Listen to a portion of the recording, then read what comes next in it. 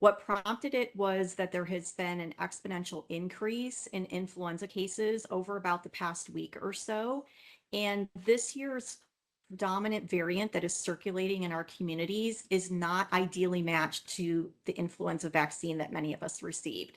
So for that reason, we're instituting masking for the foreseeable respiratory part of this season, and we'll be watching our curves very closely and unwind that at the appropriate time. So we do see some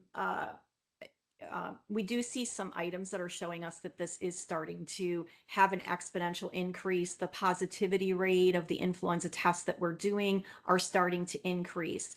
We have plenty of capacity in our hospitals and our clinics to see people who are sick, and we do expect that we have not yet peaked, and that's why we're taking these measures now.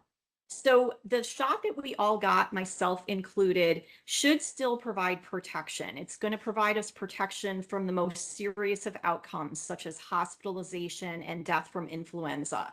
It is not a perfect match this year. It's close but not perfect, and it's for that reason that we are taking these implementations to just keep our patients and our team members as safe as we possibly can. Yes, so we'll be asking everybody who comes into a facility where we provide direct patient care to mask up. You'll see signs at the entranceway as well as plenty of masks to put on.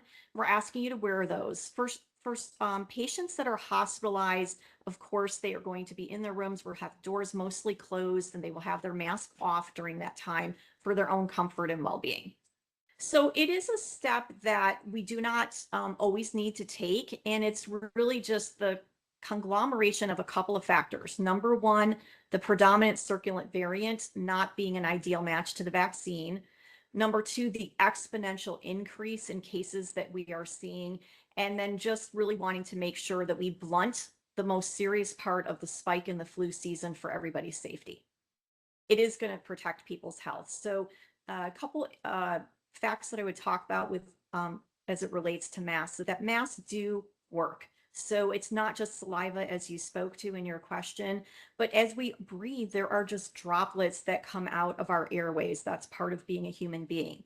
The other thing about influenza is that sometimes we are starting to get sick before we realize that we're starting to get sick. And so while we also ask people to stay home when you're ill, sometimes people are out and about for a day or so before they realize that they're ill, and they are unknowingly breathing those droplets and potentially infecting people, especially those who might be most vulnerable.